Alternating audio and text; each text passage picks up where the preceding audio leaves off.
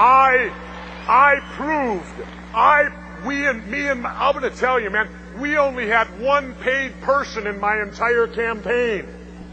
And that was the campaign manager, because he left his private sector job to do it full time after the primary.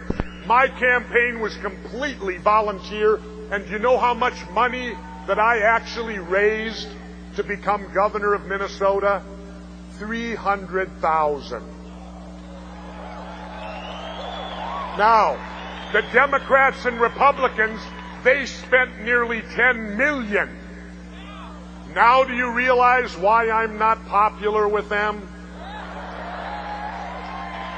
Number one, because I can beat them. So it can be done. Don't ever allow anyone to tell you that it can't be done. It can be done.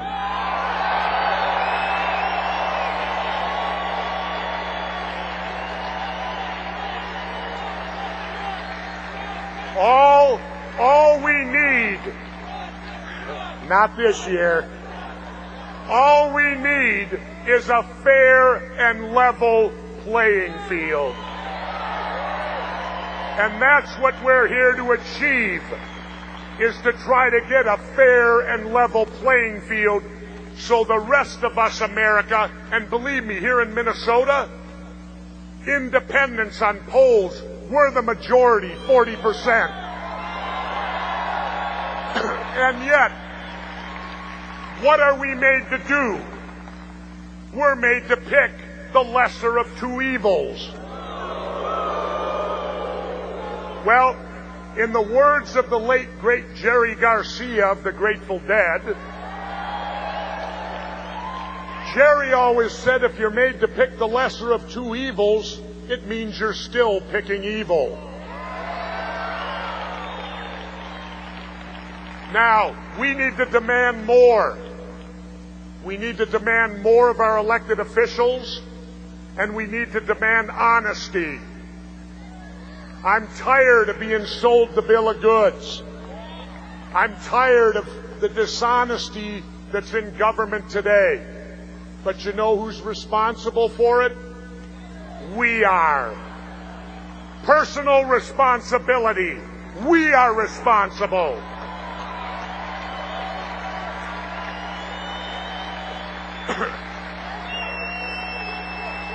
Now,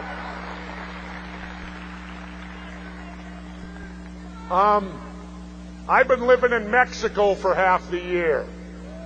You know, I live with those brown-skinned people that we're so scared of that we're going to build walls and barbed wire fences and all of this stuff, and we're going to turn my country into East Berlin.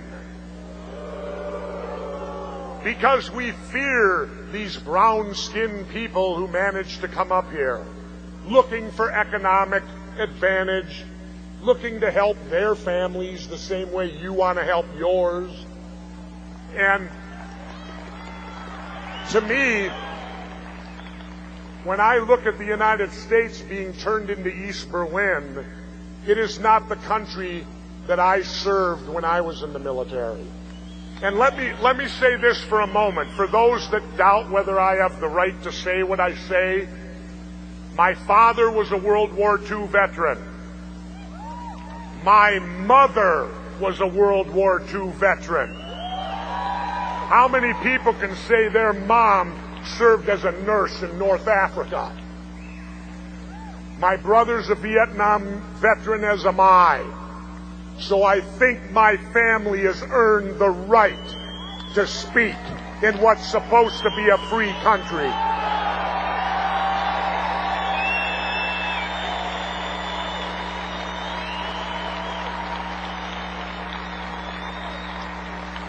It is time for us to take our country back and to make these elected people start looking at that document called the Constitution.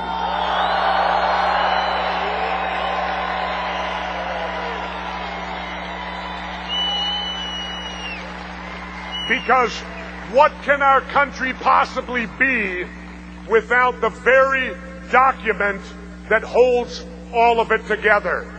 Today, the Democrats and Republicans could give a damn less about the Constitution. They violate it all the time. I mean, look what just happened. The Democrats gutted the Fourth Amendment. They gave the president the right to wiretap you, read your emails, and do all of that stuff.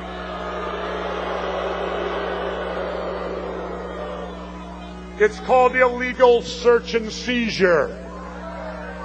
Just as the First Amendment gives us the right to free speech. Well, let's remember this. It isn't popular speech that must be protected. Popular speech doesn't need protection.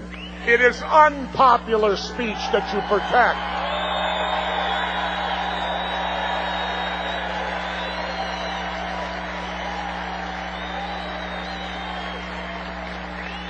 And now, if we may, let's move to that Second Amendment. Now, I'm not a gun-toting fool, but I get so pissed off when I hear them saying, well, we're not going to take away your ability to hunt. Well, ladies and gentlemen, I got news for you. When our forefathers wrote the Constitution with the right to bear arms, it was not about hunting and fishing because, wait. Because back then, if you didn't hunt or fish, you didn't eat. The Second Amendment, the right to bear arms, is there so that we, the public, if our government gets out of control, we have the ability to rise up and change it.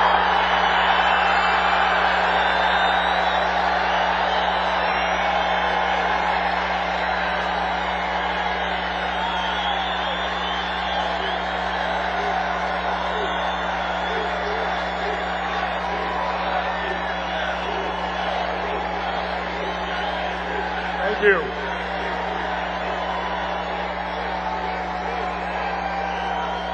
And just because we believe in that amendment does not make us fools.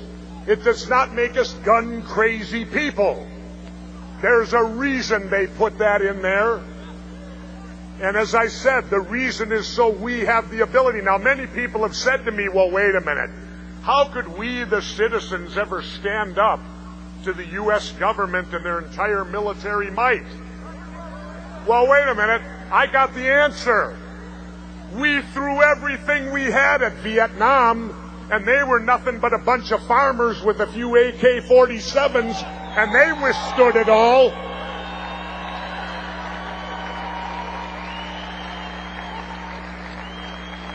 So, ladies and gentlemen, don't ever let them take our rights. The hell with this Patriot Act.